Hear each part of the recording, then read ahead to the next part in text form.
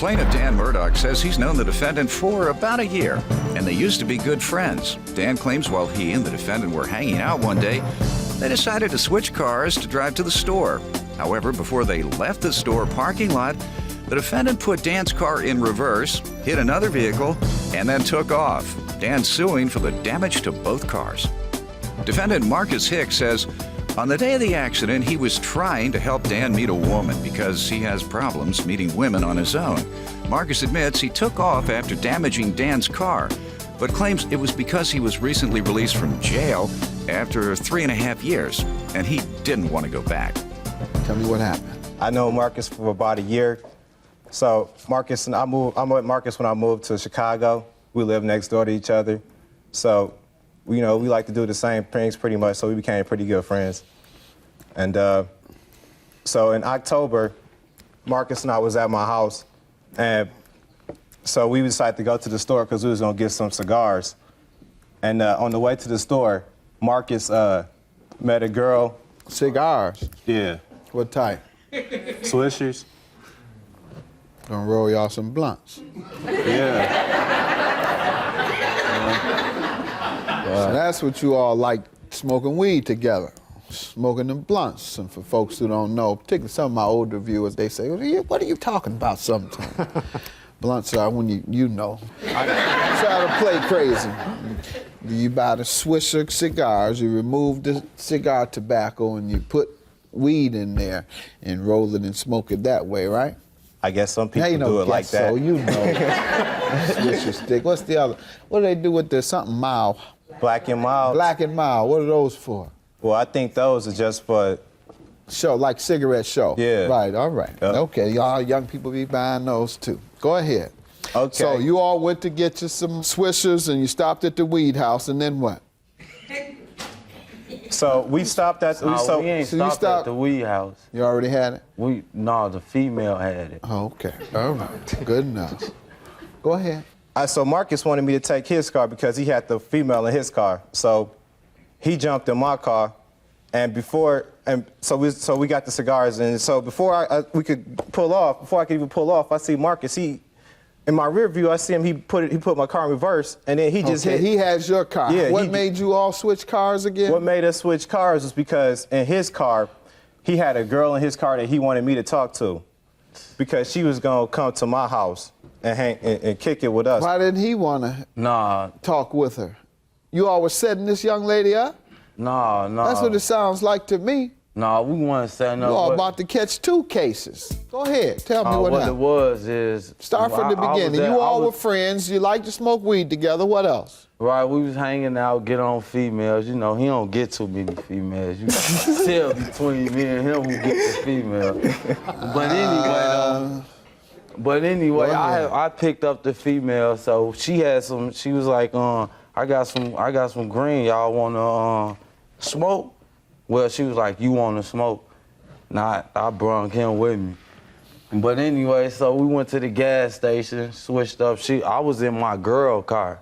I didn't have a car at the time. I was in my girl car with this other girl.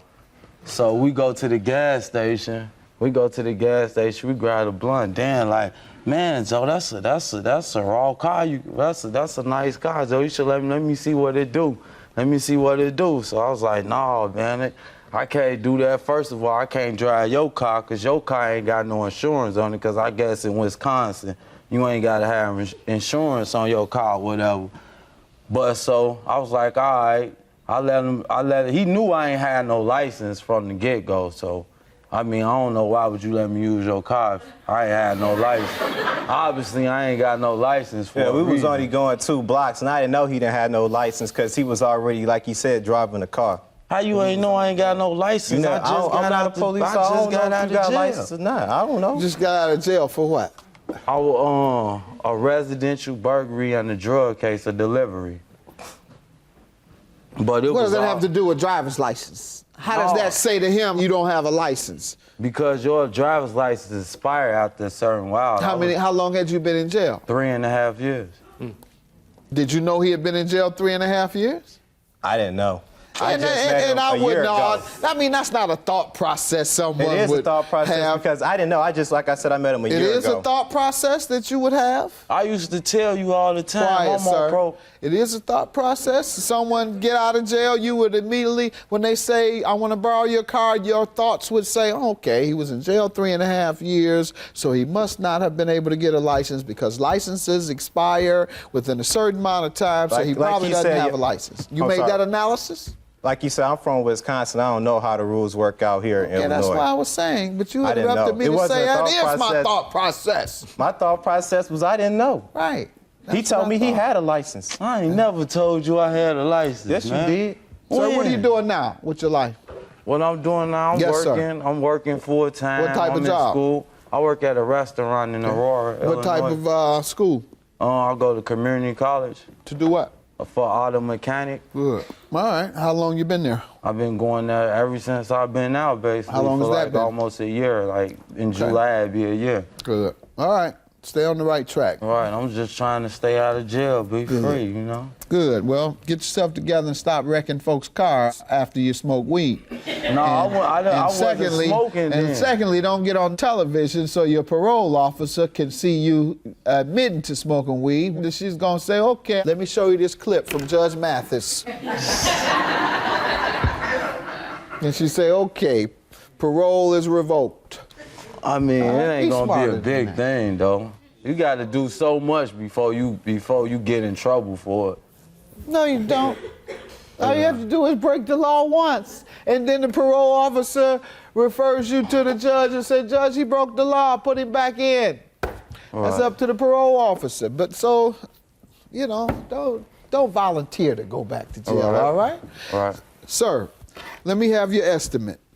And how do you say the accident occurred? The accident occurred because, first of all, Eli, how did I back up and hit something if the front of the car? Tell me how it occurred. What exactly happened is I pulled off, his brakes wasn't working or something, and it just hit and it just sped and hit the other car. And I'm on parole. I panicked, so I drive off. I ain't want finna stay there. So you run because you had a car accident, fearing that you would return to prison, but you'll get on television and admit to drug use and think you're not gonna go back to prison. I mean, I ain't no weed head or nothing. I smoke every once in a while. Please, let me give you some advice. Do not admit to anything illegal if you're on parole. Do not volunteer that information. Because I don't smoke weed then. there you go. There you go. Quick learner. Yeah, that's right. You learn quick. That's right. You look at this damage here. All right, sir. It's very clear that you caused damage to this man's car and you ran. I mean, he said I reverse. I mean, if I reverse, how to get a dent on the front of the car, though? You admit to having an accident. Yeah. Your only defense is that the brakes may have been And I don't dysfunctional. Sir, do you know anything about your brakes having a problem? They were working perfectly. I mean, but how's that $5,000 worth of damage, though? That's all I'm saying. When you just offer to sell me your car for $5,000. Sir? Well, it's two quotes. One quote is for $19.49. That's for my car getting fixed. That's for the damage he caused to my car. The other quote is for $2,800, and that's for the damage to the other person's car that he hit, because the letter I provide you with, they sent me that letter stating that they were charging me with the damage that he did to that car. Yep, amount of claim, $28.13. Yep, sure is. $4,924 is his judgment, sir. You were negligent. Have a good day.